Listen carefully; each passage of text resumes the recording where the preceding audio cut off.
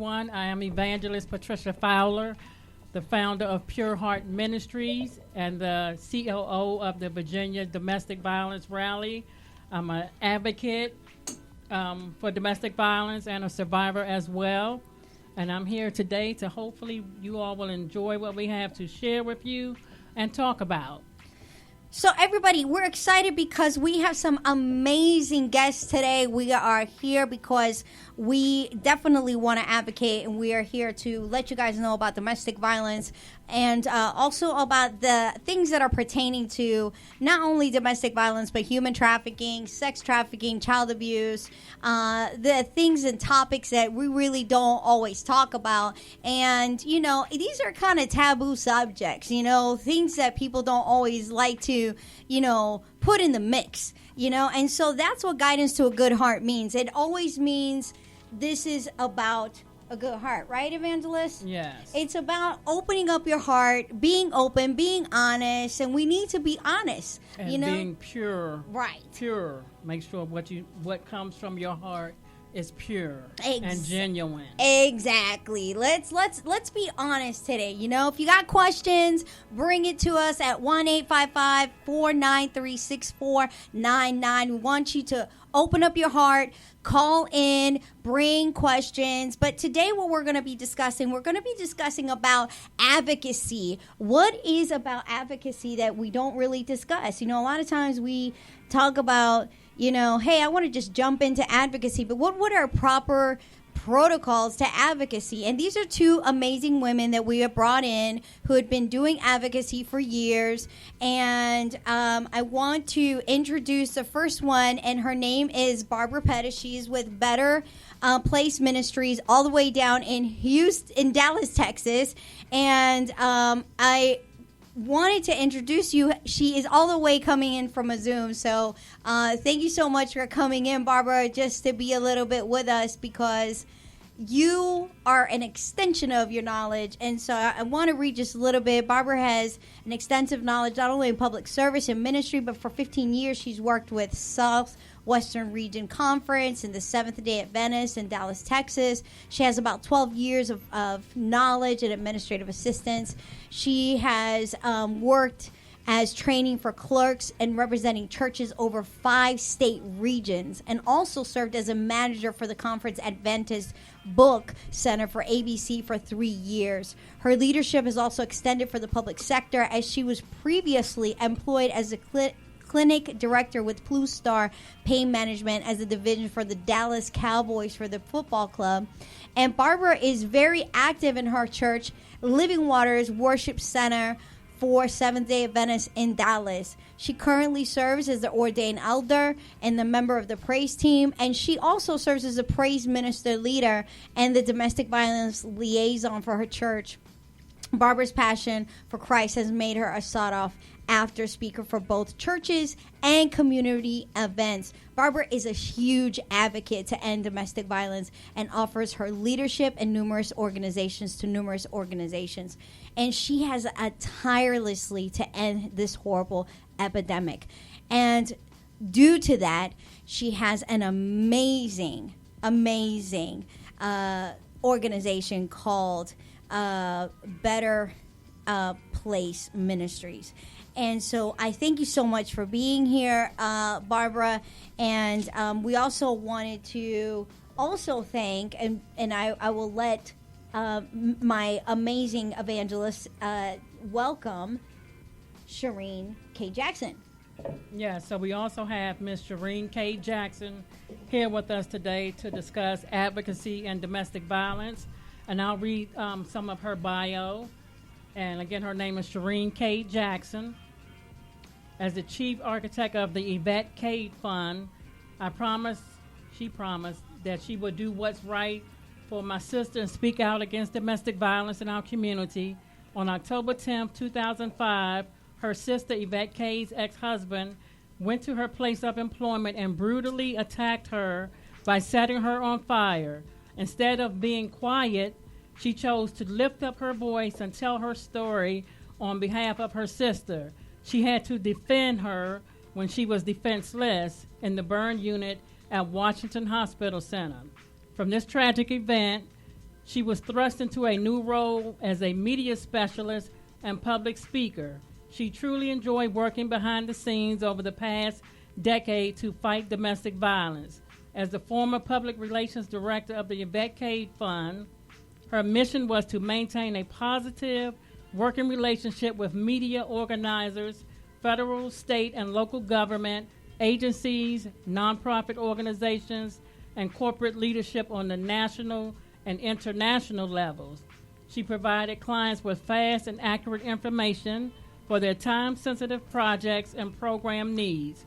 Her goal was to provide the clients with a professional working atmosphere day and night. She also had media appearances, which included The Oprah Winfrey Show, CNN, Good Morning America, The Washington Post, Inside Edition, Court TV, MSNBC, Fox News Network, TV One, and Discovery Investigation. Please join me in welcoming Ms. Shereen K. Jackson to our show. Well, thank you so much, ladies, for being here. I wanted to say thank you, Shereen, for being here. I appreciate you being here so much. And also, thank you so much for being here, Barbara. I appreciate you being here and taking part in this amazing conversation all the way from Texas. Thank you. And so let me first start off by discussing first the thing that I really want to share. I'm glad that our stories kind of combine together a little bit in advocacy. And it's imperative for us to kind of talk about advocacy because I don't think that a lot of times we even talk about advocacy, right, ladies? Right. Right. I don't think that we start off pointing on advocacy at all. We don't. And I think what we go into is I think we just start off by saying, oh, I really love to be able to talk about my story and testimony and all of that, but we don't discuss advocacy. And so here's where I want to talk about. I wanted to start off by kind of clearing the definition of all to our viewers and our listeners, what is advocacy and how it's defined and why we are here. We define advocacy as the act of speaking on behalf and in support of another person in place of. So that's something that you kind of did with your sister, which is something, and we talk about ourselves too in that advocacy point, you know. But the other thing too is that there's 5 advocacy principles which people don't really know about. And within those principles, it's like equality, diversity, you know, being able to advocate within properties of projects, independence, clarity of purpose, confidentiality, safeguarding, empowerment of putting people first, equality, accessibility, and accountability through complaints. And people don't see that even through the issues of accountability through complaints, they don't see those things. And so here's, right, I just think that we miss it a little bit, right, Evangelist? Right. I think that it's more so we miss it, but I think initially when you encounter a domestic violence event or situation, you of course want to help people or that person, but I think we may not think of getting educated on being an advocate so we can do it properly, because Correct.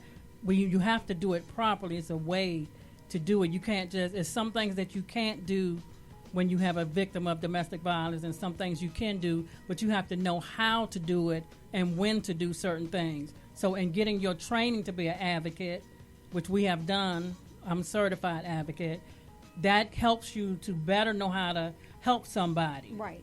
Because sometimes a person can't be helped until they want to be helped. Now, you may be an advocate and want to reach out to them. You may want to comfort them or do different things, Right. or connect them with this program. But if they are not physically, mentally ready, it's not going to happen. And you may feel like you failed them, but you haven't. So Right. that's why you have to know what does this person need? Because everybody needs different help at different times. So you have to be aware of what stage a person is in their survivorship. Yeah.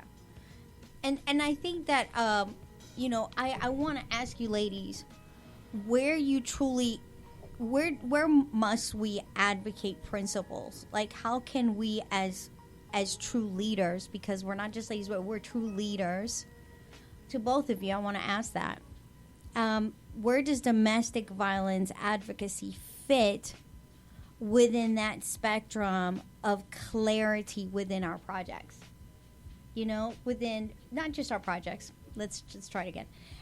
Within our roles, within our organizations, you know? Well, I would say advocacy can be done on a number of levels. Whether you're sitting at home at the dinner table speaking with your children, or just multi-generational conversations, whether it be your aunts, your uncles. So I feel that if you plant the seed, eventually it will grow. I agree. So you don't have to, I agree with educating yourself as much as possible, but anyone can spark the change. So I believe that even if you're a young child, you can reach out to an adult, or I don't know, it's just hard for me to define. You can do advocacy as lunches. You can pass out literature to anyone that would like it.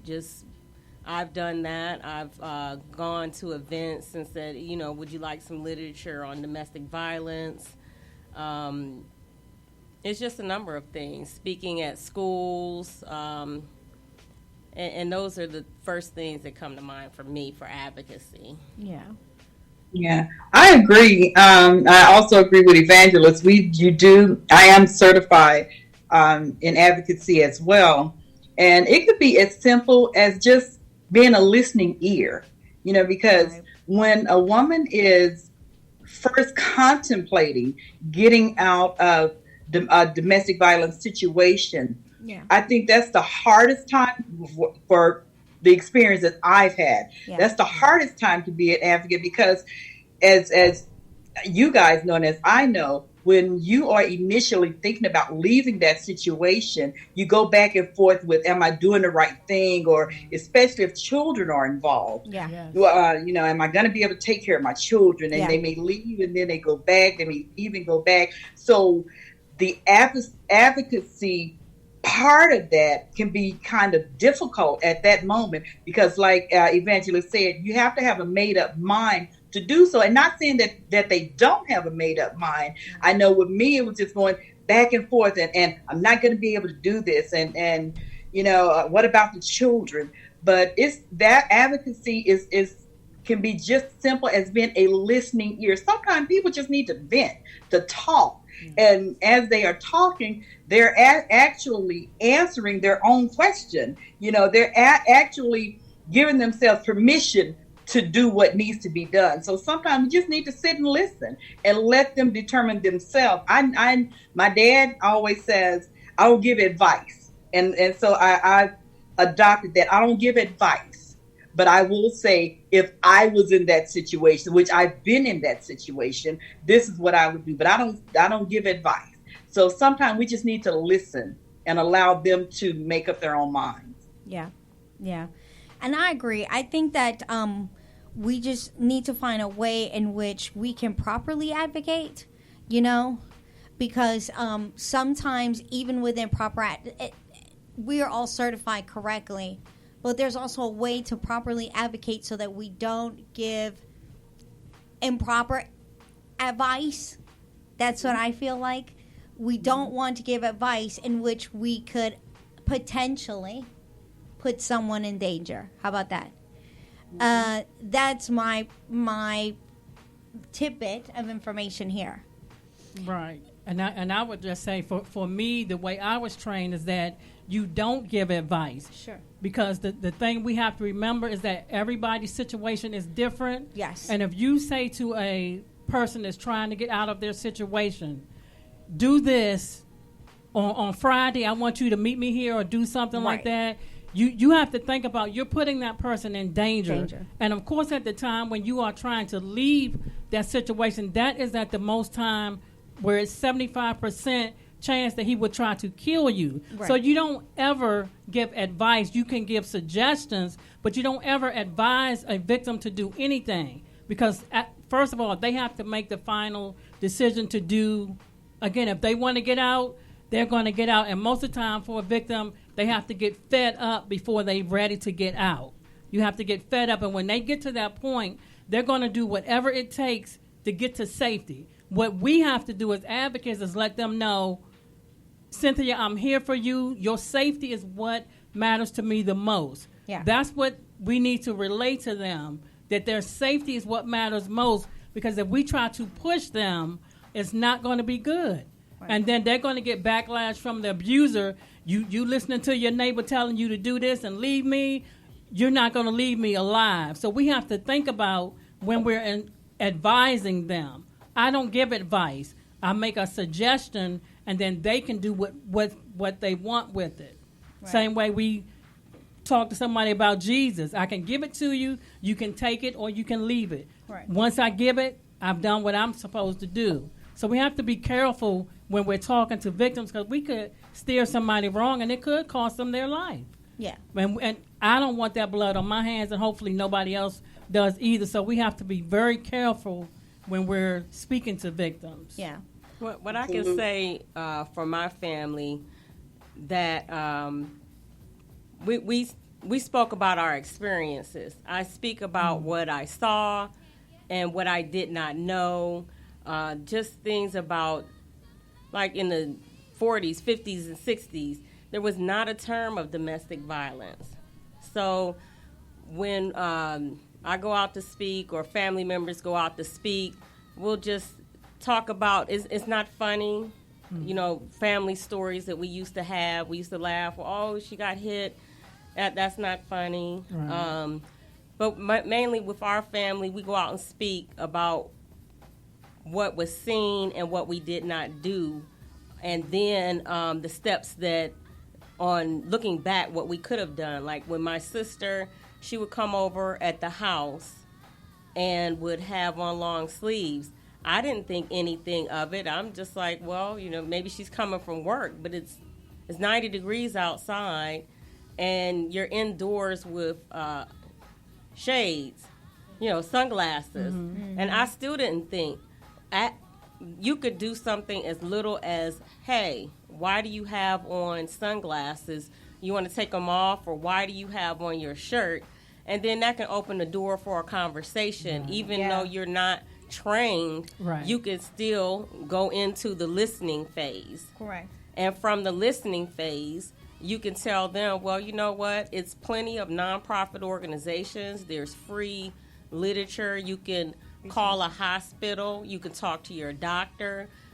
Churches are becoming more aware. We can just say we're just going to a church luncheon. Right. Mm-hmm. And, come out and listen to survivors. That could be key. It's like, you know what? I was kicked. I was slapped. I was beaten. My children were called bad names.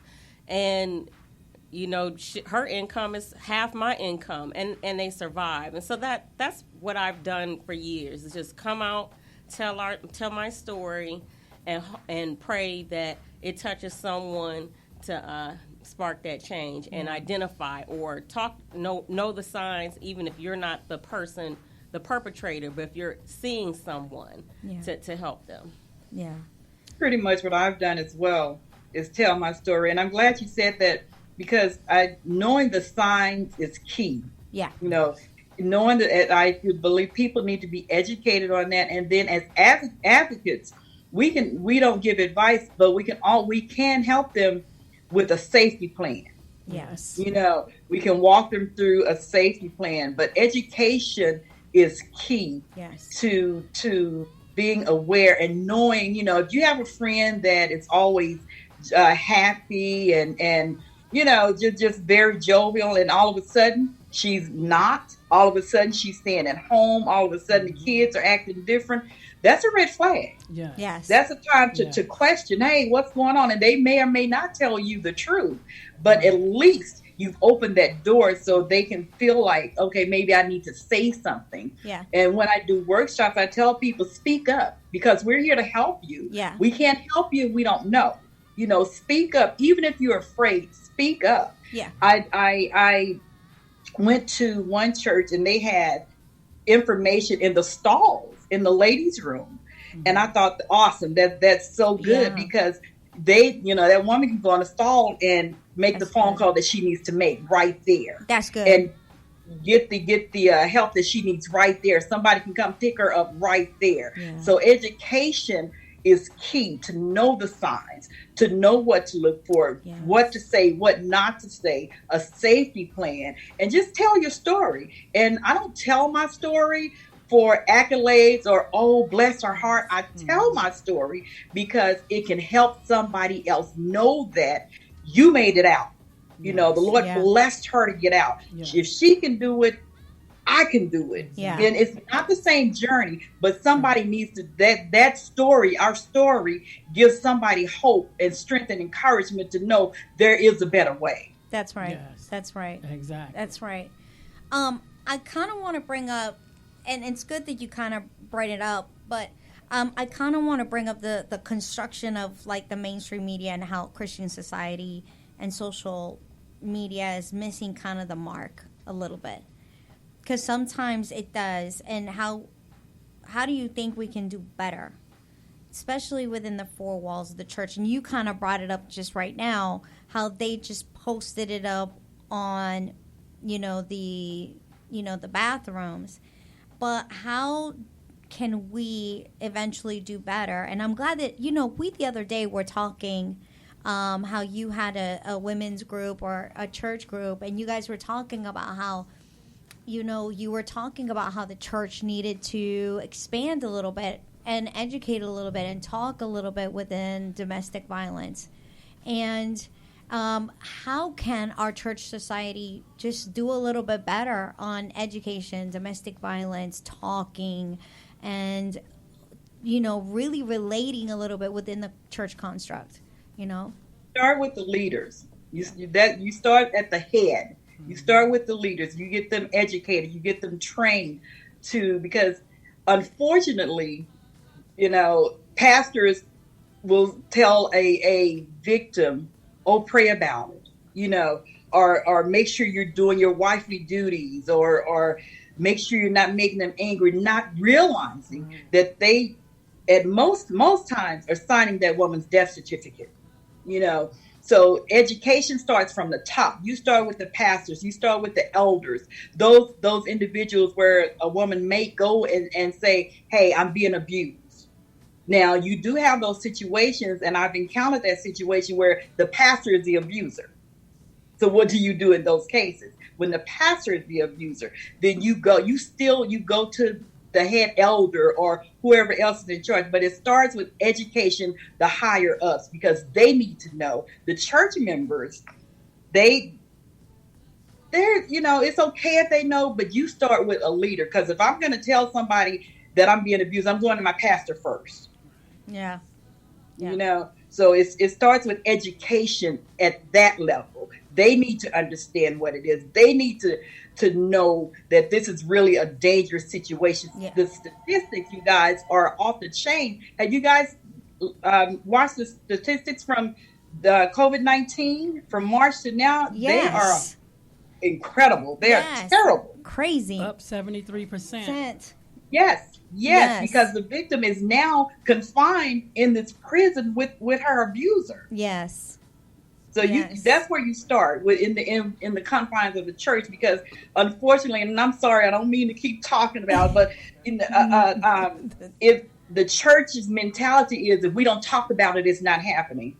Just because you're not speaking on it, it doesn't mean it is not happening. It's somebody that's sitting in that congregation right now that has been abused. We have somebody on the line. So, sorry. So can we take you in? Hello? Yes. Hi. Hello. Can you hear me? Yes, Hi. I can hear you. How are you? Can I get your name? This is Sherry Kemp. I've reached out to you a couple of times, and our paths haven't really been able to cross. Hi. How are you? I'm doing well. I'm glad you brought up the Christian information Okay. because my organization is Domestic Violence Rescue Ministry. Okay. I have a pastor that's on board with my rescue. He's done other rescues other than domestic violence. But here is one of the issues that I have reached out to a lot of the big churches on. Okay. And I heard her mention that someone in the pew is being abused, okay? She's absolutely right. Statistically, 1 out of 6 women are being abused. It may be a little higher now with all this COVID going on. Right. But the churches are so kind of narrow-minded, and I don't want to speak bad of them, okay? Don't get me wrong. No. But we have to figure out a door because they want to keep families together. Now, let me explain one thing real quick first. My pastor that I was going to when I was married for 25 years in a domestic violence, verbal abuse, my ex-husband have talked to him and said, she has to stay with me. It's biblical. She is to submit to me because we are married. Well, I had a pastor look at him and, because he wanted him to tell me that I had to stay. Right. And he looked at him and he said, no, I will not do that. Right. Right. So until we can get pastors to see past the family, which is wonderful, Right. it's the world we're living in, we've got to get healing to that. And can I subject Sure. into that, because I want to let you know something. I came from a very abusive relationship, and my pastor told me something as I didn't want to release myself from my marriage, and and I was submitted unto my husband, and I thought the same way. I thought, you know what? I'm married. The Word of God says this. And even that, I'm Latina. I was like, you know what? Mamita, tú tienes que quedarte con tu esposo. You have to stay with your husband. But when I told my husband that, and I told my pastor that, my pastor told me, the day that your husband puts his hands on you, he has broken a blood covenant that he has made with the Lord Father God. And so And I you agree make a with that. covenant with God with first, and in front of Okay. the eyes with God, both of you together. So when and it's biblical that he's and I'm submitting unto you, evangelist. Want to make sure that I'm covered. Right. You're right. You're so right. I want to make sure I'm covered. but- Because evangelist always corrects me on things. I want to make sure I'm covered because it says as two become one. And I want to make sure I'm covered because it says, your husband has to respect you because if he loves his own body, and he does love his own body, he should love you just as much because it's Okay. to love, Let me feed off of that one just a little bit. No, go ahead. My violence was abuse mentally. It was not physical. It's same. still It's abuse. still It's still still abuse. abuse. No. Still the same. Okay. Now wait a minute. Wait a second. Yeah. My ex-husband and I helped start 4 churches. He was majorly in the churches. Okay. He was also in one of the major big churches, knowing real good friends with a pastor in Oklahoma City that had over 30,000 members. But none of them knew what was going on in the home. Okay? So with all that, he thought that I had to make that covenant and stay with him. Now, I went to marriage counseling with him, Sure. with a Christian. I went to marriage counseling with him to the pastors. And both times he got up and walked out because he didn't want to hear what they had to say. All I do when I tell people, and this is what I tell pastors, my Father on earth would not accept me to live this way with him. Right. So there's no way you can tell me my Heavenly Father does. Right. That's good. And they all get, real quiet at that point. Right. And like I told him, I felt that I outgrew my ex-husband, and I think that scared him. He was a very successful businessman. He made real good money, thought I wouldn't leave because of the money. And I just packed my kids up and I left.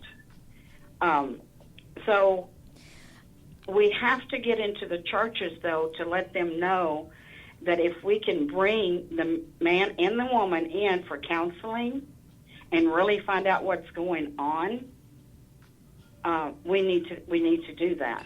Now, But I sometimes have that to covenant needs to break. I do have to disagree on certain things.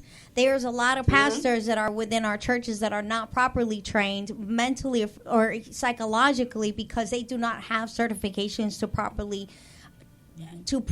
Well, counsel. And so, unfortunately, well, they should have a counsel team. If they I- don't, they- and if there's they've got a certain- church there's certain and they churches don't have a counsel on their team, they're just that I their agree. church isn't going to stand. I agree. I have a church. I go to a church that does have a counsel team, that does have training. Chapel Springs Church does that. They do have a counsel team. They have doctors in there that are properly trained. Now, unfortunately, certain churches don't.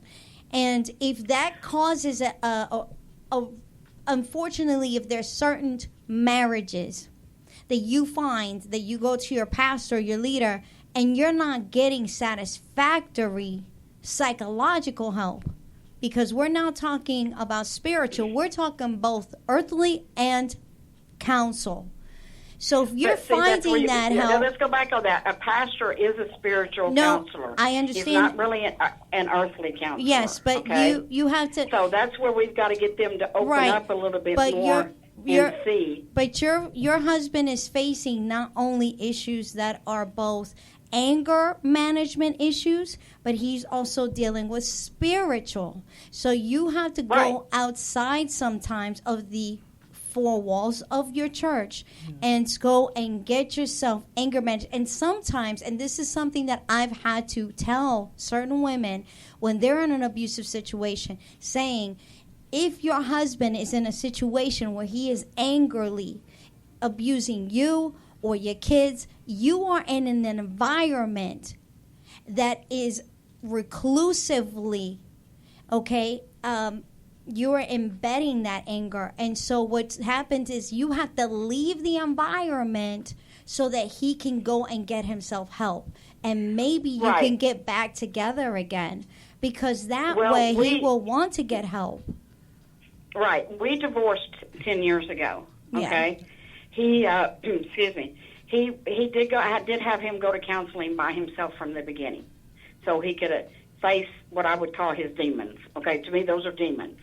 When you're aggressively angered and when you hit things, those are spiritual overtakings in my eyes, especially from a Christian report. Now, I finally stood up to him when he turned to my daughter and started doing my daughter that way. And I told him, look, here's two things. One, I married you, and I knew what I was getting. Two, she did not know. She's an innocent person. Okay? And then I also told him, too, I have to protect my kids even if it's against their father. Mm. Okay? Yeah. And he got real quiet. And I want to say today, I hate this news, but he is on his deathbed. He did not take care of his diabetes. God has still pulled him out a few things, but he's still turning that way. And my eyes, and I've spoke to the pastor of my ministry, we kind of feel, and we're glad that he's doing the consequences on earth and not in heaven. Because I still go pray for him. Okay. And I still talk to him and ask him if he knows the Lord and if he feels that he's saved and he's going to heaven. Mm. Because that's important to me. And my children are, they're 27, 22 now. And my son is in the ministry, and my daughter's an RN. And I divorced him, like I said, 10 years ago. But I still go to their father on occasions, especially with him being sick. And I pray for him in front of my children, and because to me that's very important, that they know that that's their dad, and they still need to respect him as his father, and that his spiritual warfare is going to be taken care of when he gets to heaven. Yeah. Now, I could be wrong, but you you released very much yeah, and try that's to good. get into the counseling. I'm writing a book now with a bunch of people's stories in it. Mm-hmm. I've had a lot of major stories, short stories. No. And I want to put them together and go to the church with them. Well, that's And let good. the church read them. Now, I'm thankful that you had called in. Your story is amazing. We do have another call, and thank you so Absolutely. much for.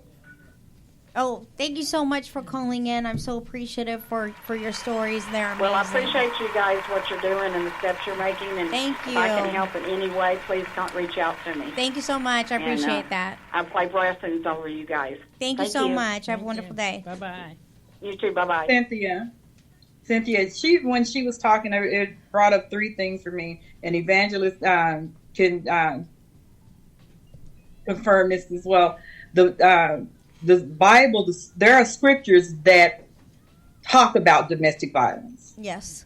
So we have that, and she mentioned going to your pastor, the husband and the wife. Now that could be good or bad, because once they leave that pastor's office, that woman could be in danger even more so, because Yes. he's going to be angry because, first of all, you told a pastor, Yes. and you got me sitting here, listening to this, so that could put her even in a more dangerous situation. And then another point is that we need to understand also, domestic violence is not just physical. Yes. Right, exactly. It's emotional. It's Yes. sexual. Yes. There's a whole array of domestic violence. It's not just putting your hands on, so it's verbal. Yes. And I am a survivor of every last one of them. Yeah. Every last one of them. And I don't think but- people know that. I think that people think it's just physical, it's mental, Yes. it's psychological, emotional, spiritual. There's the works, guys. And I don't think that people understand you could be in the ministry and be spiritually abused. And if there's two people in the ministry, they could be spiritually abused. I went to a conference one time and heard an actual pastor who was married to another pastor, and she was being spiritually abused by her husband, who was a pastor. And so to find out that both of them were spiritually abusing one another, she was like, I kept it all inside for years. For years, people thought, we were such a happy couple, but both of them were pastors. Mhm. They were both pastors. And so you guys have to understand, it can go much farther, much deeper, and it doesn't, we just keep it all inside sometimes. We do. And it can happen to men.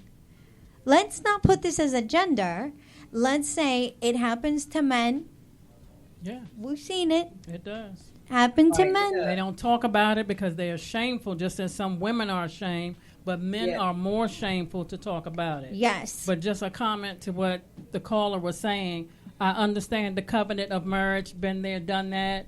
I understand submission, but nowhere in that covenant or me submitting does it say I'm supposed to allow this man to beat my brains out and stay there. I definitely understand that. And some people don't understand that. It's not okay. If you go to a family member, your pastor, whoever, sometimes you can't, maybe you shouldn't go to your pastor. See, we have to think about who we go to when we're telling or seeking help. Yeah. Because all the time, everybody, let's call the pastor. Let's call the pastor to pray. Well, didn't God teach you how to pray? Yes. Pray for yourself as well. I'm not saying don't go to somebody for help, but all the time, it may not be the pastor.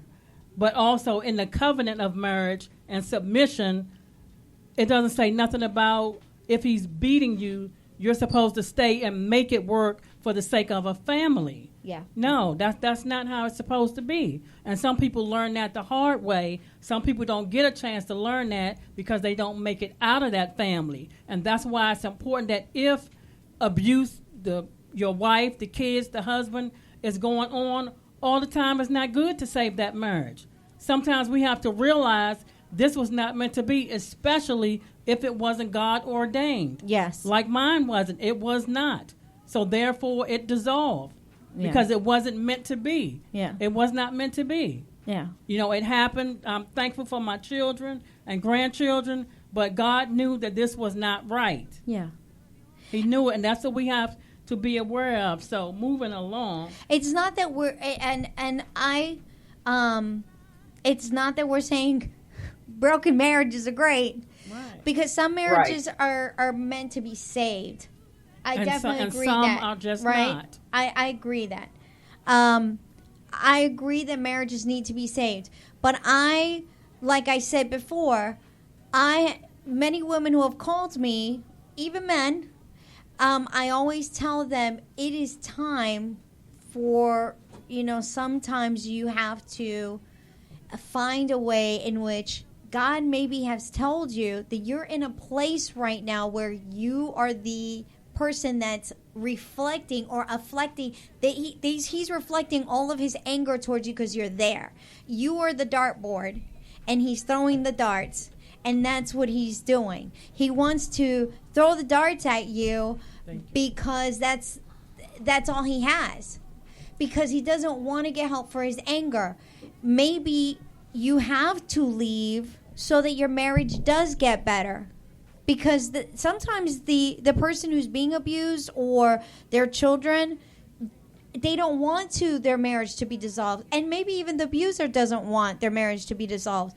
But unfortunately, until the abuser can see they hit rock bottom, they see that. They see my marriage is dissolving. I have anger issues. I need to get mental help. I have PTSD. Maybe it's a military. Maybe it's a person who has an issue with, drug addiction, alcoholism, something. And it may not get down to, I can go to my church and do that. It has to go to a therapist, a psychologist, a psychiatrist. It may have to be someone else to kind of bring it to that sort of place until they can gain help, and then say, well, now I'm totally free of alcoholism. I'm totally free of drug addiction. And then after a while, they can gain their family back, because really it won't get any better. It won't get any better. And this is not a gender. It's just you have to get better. Let me throw a caveat in there. It's not always husband and wives. No. And I'm sure you guys have encountered it's young people in middle school. I have gone and spoken at a middle school where the boyfriend was beating up the girlfriend. Yes. I have done workshops at a college. The same thing. So it's not, abuse is not confined to marriage. It is, and it's amazing. It's like 12-year-olds. Yeah. That are being abused. And you know what? It's because of what they are seeing in their homes. So what husband, what are you teaching your son? That it's okay to beat up a woman, it's okay to call her out of her name? Woman, what are you teaching your daughter? That it's okay to accept this type of behavior? No ma'am and no sir. Yes. So it's not just in the marriage, it's boyfriend and girlfriends that are being affected as well. Yeah. Amen. And so, I mean, getting into that, and let me ask both of you ladies that, do we believe that many survivors do not get proper and adequate help, or do they wait long enough before jumping even into getting any advocacy help? Do we believe that? I believe that it is hard getting proper help. I can speak for myself, just witnessing what my sister went through. I tried to get help for myself, seeing what the aftermath of what happened to her. Yeah. When she was set on fire, I went to Washington Hospital Center, and I literally watched her face coming off, the blood and the plasma dripping from the bandages. I had to see her get get a ventilation tube, put her down her throat again for another time. And I reached out to a doctor, and they told me that it was none of my business. They said that it didn't happen to me, so what am I worried about? And I regret that I did not continue to just keep going down the pages so I can heal. Yeah. But for me, speaking out against domestic violence and telling my story, I just made that my therapy. Yeah. But I would encourage anyone, if you get that kind of negativity, don't stop. Go to the next doctor. Or it's so many avenues these days. Even if they're not trained, you can Google something. You can go on YouTube, and just keep going until you find the right place. That's good. I just say don't stop. That's good. It will be someone there. That's good. I like that. Yeah. Absolutely. I am so sorry that happened to your sister. My heart is broken just hearing this story. I am so sorry for that. But advocacy. It's available. Sometimes it's tough to get into these programs. Unfortunately, sometimes they're full. But there's somebody that just like you said, just keep calling, keep trying, keep turning the page. Somebody will be able to assist you. Yeah. Yeah, that's true. Yeah, and that's the thing. I think sometimes, nowadays, our hospitals do have a proper advocacy where they are trying to help women when they with dealing with advocacy now. There are proper venues within. We do have a phone call. Let me try to take this. Sorry, guys, I was going into something. But caller, can you come on in? How are you? Can we get your name? Hello? Hello? Oh, sorry. Hey, caller, how are you? Can we get your name? Good. Hi, This is Karen. Hi, Karen. How you doing? I'm good. I'm enjoying the talk show and the training. It's wonderful. Karen, is this you all the way from Indiana?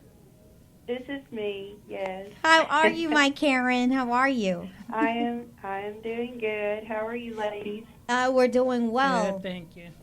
Good. Oh, it has been so wonderful listening to you all, and I wish so much that I would have had this kind of information back when I was leaving my abuser or trying to.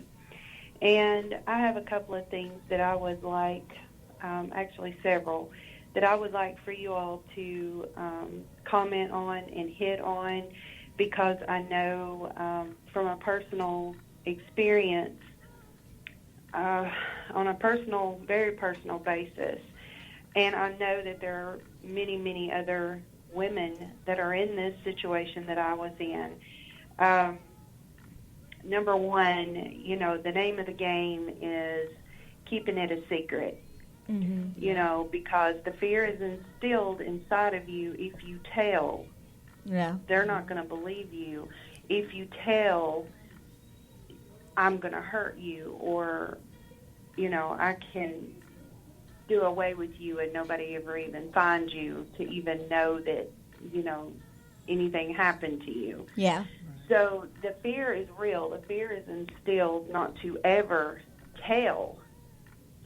So then, therefore, you put on that front, and, people do think that you have the perfect life, the perfect marriage, the perfect everything, when behind that closed door, you're living in absolute terror and hell. Yeah. So I'm listening to you all talking about, church and family and where you can go get help and where are the best places to go get help. So when I finally, I'm not sure which one of the ladies had said this, but, you can't help somebody out until they've hit that last brick wall. And, it's like, okay, I've got to get out or else. There's just no way around it. So I got to that point, and 5 years ago, okay, so I reached out and started asking people that I felt like probably would not tell on me for asking for help. Yeah. And no matter where I went, family, friend, organization, it did not matter. Church, it really did not matter. People knew him. People knew his family. and would say, well, I'm really sorry that is going on. I'm sorry that's happening to you and your children, but I really don't want to get involved because, I'm friends with them as well. And then, after that comes at you, then you have to be worried to death that, oh my gosh, that's going to get back to him. But constantly, okay? So, and since I've been out and learning more about domestic violence, how, what the patterns are, what the signs, how to help, things that should have been offered to me, people would say, or every great once in a while, like I would hear somebody say, well, you need a plan. Well, I had no idea how to make a plan. I didn't even know who to go to for a plan. And so that was very detrimental to me. Had I had the right kind of help, had I have known the right avenues and the right direction to go to seek this help, because obviously nobody I knew wanted to get involved. They were okay to leave me and my children in that horrible situation. Okay, so here's the thing. After you've been in this marriage for a good long while, you're cut off from friends and family and contacts, anything like that. So not only that, but you don't know what is available to you. So when people shut the door in your face, you think, okay, well, there's no hope. There's no way out of this, and I'm not strong enough to do it myself. So then I just think it's so important. I'm not sure how it needs to be done, which the education that you all are giving is absolutely phenomenal. But how do we get a plan out to women who are so scared to ask? I mean, they have to do everything they do in secret. And then after I did finally fight my way out of it, the legal system made fun of me for saying that I was a victim and took my children away from me when I had been primary caregiver and protector of my children from my ex-husband. Yeah. Took these children away from me and put them with him. And I had to leave the state for my safety.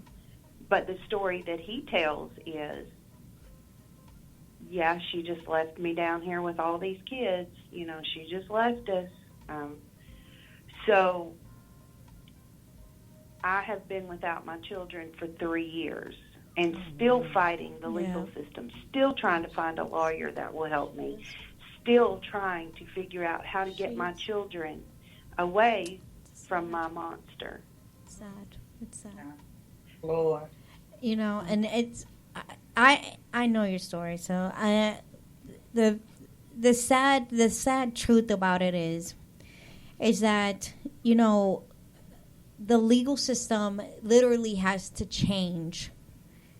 Yes. It has to change for domestic violence. That's the problem that we have right now, is that the legal system, the judicial system, is extremely blind. Extremely blind for women and even men who are facing issues of domestic violence, human trafficking, child abuse. Doesn't matter what the issue is, it's extremely blind. And the fact of the matter is you are facing what we call, a automaton. And what we need is organizations that are willing to advocate behind you.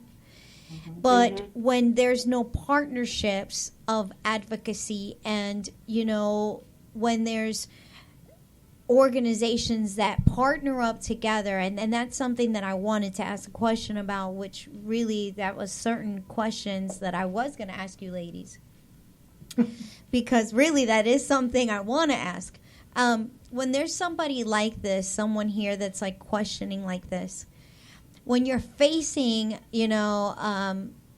when you're facing almost an unbeatable issue, and there's a woman that's like this, that's going, I have literally lost my kids. I've lost everybody. I think we were also driving and we were also saying the same thing. And, it's the same thing where it's like you're facing almost an unbeatable a problem, because it's like I've lost my children. He makes more money than I do. The judge sees him as a better person. He might be an ex-military personnel. I actually had a client like that. And the issue is that for domestic violence, I think that we need to start turning the tables a little bit. Absolutely. There's got to be something, and I'm saying this for any parent. Obviously, if they're some kind of a predator, they don't deserve the right to their children. Yeah. Okay? But if it's proven that both are good parents and they just couldn't live together,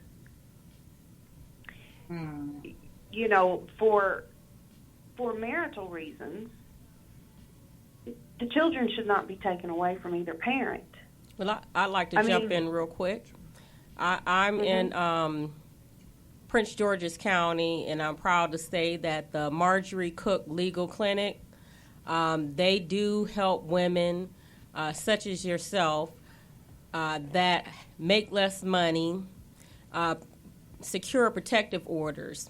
And when the Marjorie Cook Legal Clinic came out, I did not know the reach or power of a protective order, that a judge can order your abuser to make the house note, make the car note, pay the electric bill, pay you your spousal support, child support. Yes. So those protective orders are powerful, and that's Prince George's County, Maryland, and also they partner with the House of Ruth. So I definitely encourage people.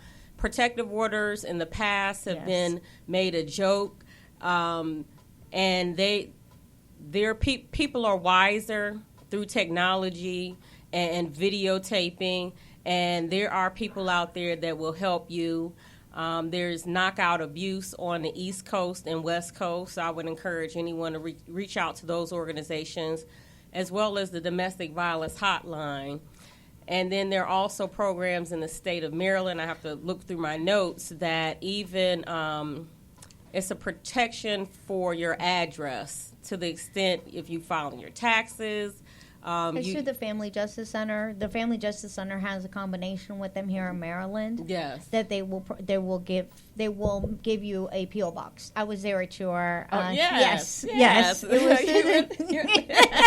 I did that. Yes, you did. It was very good. Also, the Women's Law, womenslaw.com, they will help you as well. But I hope that that if there is a lawyer out there that is willing to help, and is listening in on this, that is willing to help somebody who, like Karen, and has some kind of pro bono access or something like that, and is willing to help someone like Karen, who has lost their 3 children, or even also the young lady who we were talking about. Yeah. On the phone. Most states have legal aid services where they have free services, or if you can't afford it, or it may be on a balanced scale. But what I would say to you, ma'am, is don't stop fighting for your children. Yeah. Do not, I don't care how bad it seems, if you feel like he's winning, he's getting everything in court,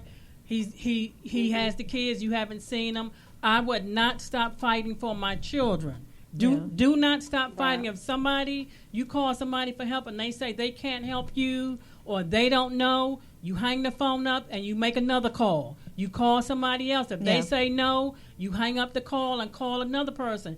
Don't stop calling, because most courts have a vision disconnected with domestic violence, where they can connect you with the proper people to help you. And if you've done nothing wrong, you should be seeing your children. Yeah. And I definitely would not stop fighting for that. I don't care. I just told a young lady this morning, she said she feel like her child's father is winning. And I told her, I said, when you feel like that, you can't feel like that. You have to be strong for your children. If you love them, you continue to fight for them regardless of how it looks. Yeah. Until it looks like what you want to see. You can't give up, because believe it or not, that child may be praying for you to get them, and you may not even know it. But you cannot give up on your children. I don't care how many times somebody tell you no, or they can't help you, or they don't agree with what you're doing. Continue to fight for your children until you get the results you want to see, because there is an agency wherever you are that will help you get that done. Yes. But you can't give up. Even when you feel like or see nothing in sight, don't give up. Just keep trying to get your children back. Yeah. I agree with that. Keep fighting. And I think, Cynthia, you mentioned the laws. I think that's why we have organizations like what you ladies have and what I have, where we come together, because we have to get better laws. We have, we come together and march on the Senate and get these laws where they really protect the women and the children. And Karen mentioned that she had gone to several family members or friends or whatever, and they didn't want to get involved. And unfortunately, you do have people that don't want to get involved, but then you will have somebody that will say, okay, I got you, and try to help. I want to share just a real quick funny story on that same vein. Here in Dallas, I was at a red light, and there was a car in front of me, and it was a lady driving. The guy was on the passenger side, and I heard a bunch of cursing going on now, but I was by a bus stop, and I'm thinking, it's the people at the bus stop cutting up. But I look up, and the guy is wailing on this girl. Wailing on her. So I'm a little rebel, and I'm thinking, okay, I'm going to ram the car, because I'm thinking how I can help and get this woman out of here. So I'm like, okay, I'm going to ram the car. I'm like, well, no, but do that, I'm going to tear my car up. So the light changes, and I call 911 and tell them, what's going on, the color of the car, what's happening. And I tell them I'm in pursuit. And the lady on the line, she's like, ma'am, you don't need to be in pursuit. She goes, is it black, white, whatever? I said, give me a moment. And I pulled up on side of the car, and the girl, we made eye contact, and I mouthed her, I got you. And so, it was a Hispanic and a black guy. I said, Hispanic female driving, young lady, black guy. And she's like, okay, we've dispatched police. She said, you can back off. I said, nope, I'm in pursuit. I am not pulling away until I see police pull up on this car. Wrong one. I'm that kind of rebel, so I was ready. I'm ready. So, you do have people that will get involved. And, you don't have to know the individual. Do something. Right. If you don't do anything else other than dial 911, do something, because that 911 call could save somebody's life. Yes. Yeah, right. You're like, wrong one. You got the wrong individual. No, I'm not backing up. So sorry. And that's what we have to do. And the educating people in the domestic violence and how to help. And even if they don't want to be an advocate, even if they, even if they don't want to get involved, there are things that anybody can do to help. Yes. And even dialing the 911 or letting somebody know that you're there. Yeah. Those things are so precious. Those are the most precious gifts that you can give to someone who is scared and hurting. And they don't know how to fight back. They're scared to fight back. Yeah. So to know that there's another human being that cares and that I'm not alone is an amazing gift. Yeah. It is. It makes a difference. It makes a difference. Yeah. Yeah. Well, thank Karen, you, ladies, for Karen, talking thank to you so me. much for calling you. in. I appreciate you, you all so and much. we love you so much. Thanks again. Okay, love you too. Bye. Bye. Well, ladies, I think that we brought it into a good perspective, which we did bring it into what we like talking about is, how the judicial system kind of is broken a little bit. And that's, kind of part of advocacy. It's kind of part of, what we really like to talk about, which, how does that, how is it looking, It needs work. I mean, it needs work. The court systems are backed up, especially since March with COVID-19. Domestic violence has gone up 73%.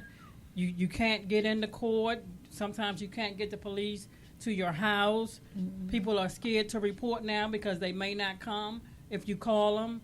I mean, it's just it needs a lot of work. It needs a lot of work. The courts and the police need to work together when it comes to domestic violence. And in Virginia, they have a program called the Lethality Access Program, which I've been trained in, and that's where the police, if they're called to a domestic violence incident, they get an advocate on the phone right then. Right. So that the victim can speak with them, get a safety plan, Yeah. get help, maybe get 2 nights at a hotel, stay with them to get some belongings out the house. But it needs to happen everywhere. It needs to happen everywhere Yeah. because people are just not safe. And a lot of people are scared to call Yeah. for fear of their lives Yeah. and fear of what's going to happen afterwards. Yeah. They don't want the man to go to jail. They just want him to stop. But once the police are gone, he's going to be right back at it again. Yeah. So again, that victim has a choice. Yeah. I'm going to get this advocate on the phone. Do you want to speak to them? Yeah. Now, they have a choice. They can say yes or no. If they say yes, I'm going to tell them what information I can give them. Yeah. I'm going to let them know the state is going to put them up 2 nights in a hotel. Get your kids. You're going to be safe. Get your documents out the house. But some people are probably not going to want to do that. But Yeah. if the offer is there, Yes. if the offer is there, that's what makes the difference. Yes. And a lot of times the victim does want that. They do want to get away for a couple of nights, collect themselves, get their mind together, reflect on what has just happened over the last few days. But it's not happening everywhere. Yes. It needs to be happening everywhere. The police need to be more trained on domestic violence as well. Yeah. I mean, they just really need to be trained a little bit better. And I think because I deal with a lot of Latinos and I deal with people of other cultures, I don't think a lot of advocates know that police officers are constantly putting children in between 2 adults as a translator. And unfortunately, you cannot do that.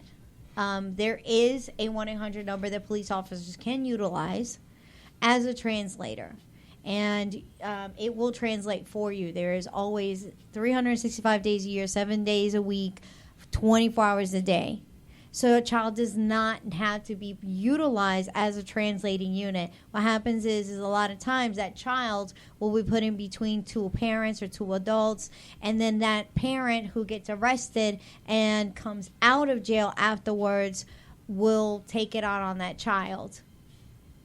And so because he did translate for the 2 adults, and so we need to start training our sheriffs, our police officers, hey, do not utilize that child or those children to translate, because a lot of times the child will see those parents be arrested and will see a lot of these issues, and what they need to be doing is putting those children in another room so that they are not seeing these issues of domestic violence and the issues of the police officers in between these issues. And we see it so often enough, where police officers are there, then there's the altercation of police officers and children in the mix and everybody, and you translate and you do this, and and the kids are like, pero espérate, or hold on and let me translate it, when there should already be a 1-800 number, and there is.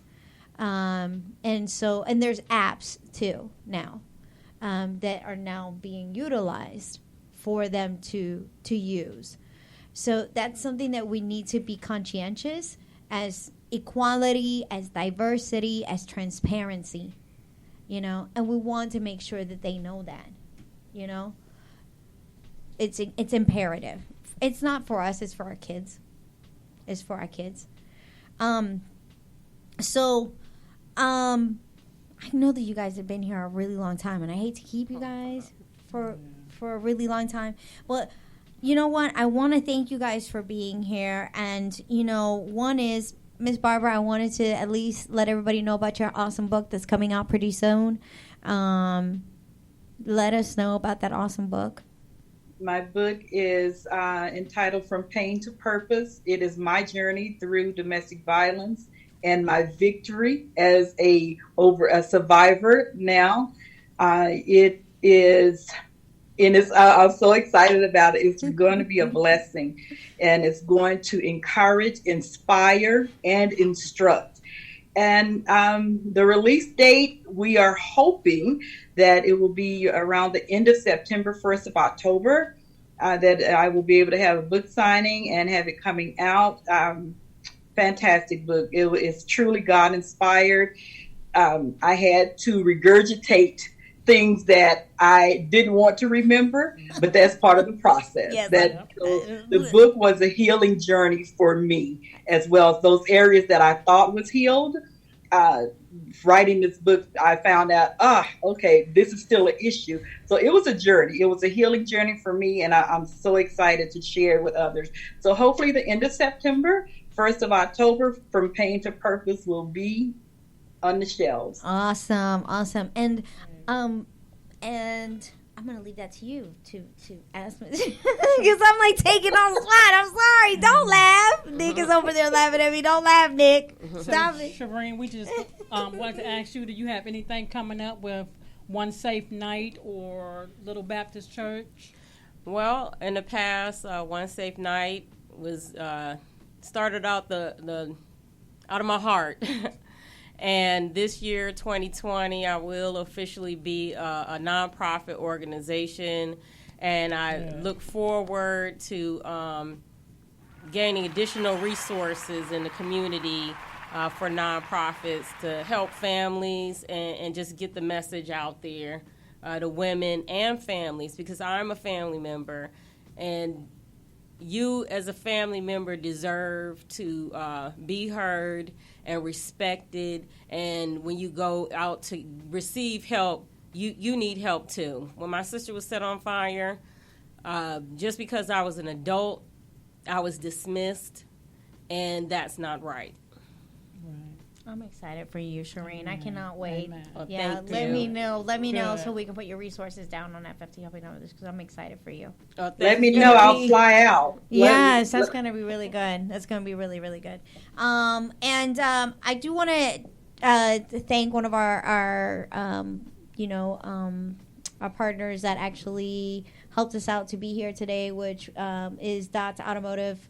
Thank you so much, Dots, for helping us to be here today. And also, It's Not Chowder. He's amazing. Thank you so much.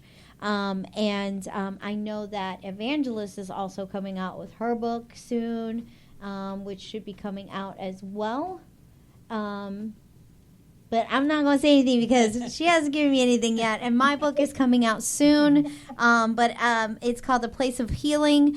Wait for it because it should be coming out. But on top of that, everybody, do not forget that here at Mix Station, we are going to be having our virtual domestic violence rally that should be coming out October 1st at 2 p.m. That's going to be the most amazing thing ever, because not only are we going to be having some amazing speakers like Miss over there is going to be on here, Miss Barbara Pettis, but we also are going to be having Michelle Julesbury. We are also going to be having Amy Ballin and Dale Driscoll Scott. Dale Driscoll Cook. We're going to be having, both of us are going to be here. But we also are going to have, you know what? I don't know if I should say it, Nick. I don't know if I should. Ooh, I don't even know. But guess what? I'm almost, look, I almost got freaked out when I saw it, guys. But we're gonna have some NFL players that are that are actually going to like tell us some stuff. Which I don't want to tell you who the NFL player is, but you guys gotta kind of tune in. Yes, tune in to find because out. when I showed Evangelist, I was Tune in. freaking out. There is an NFL player. I'm not gonna tell you who, but yes, and this is. It really freaked me out when I saw it. But anyways, we will have some coaches from NCAA and some senators from Nevada and Hawaii. And we also have some other senators that are from New York that are... New York. Okay, so anyways, but we also got some really amazing speakers. And... we also have a speaker that's coming all the way from UK, and she is a GGA speaker from the UK. And not only that, she is a UN representative, Chrissy Sykes. And she is known for her program called My Body Is My Body. You can look it up online. It's called mybodyismybody.com. Which she is representing children who are being abused, and giving a great teachers program on how to be able to respect your body and how to have other kids not touch your body in the proper way, but she teaches it with children's music. Like, it's a really good understanding. Like, it's amazing. I've actually been certified under it myself. So I got a certification under the UN, under SDG, because I'm part of the UN. And so it's an amazing program. But she will be here. I think we have her here next program. So make sure that you watch her. But we have some amazing speakers. And I am so thankful for Mix Station for having us here. And thank you guys for being here. And I hope that you guys have a wonderful day. Thank And you. like I always say, you're beautiful, you're lovely, I love you, and God loves you too. Bye, guys. Bye. Take care, ladies. Bye-bye. Bye-bye.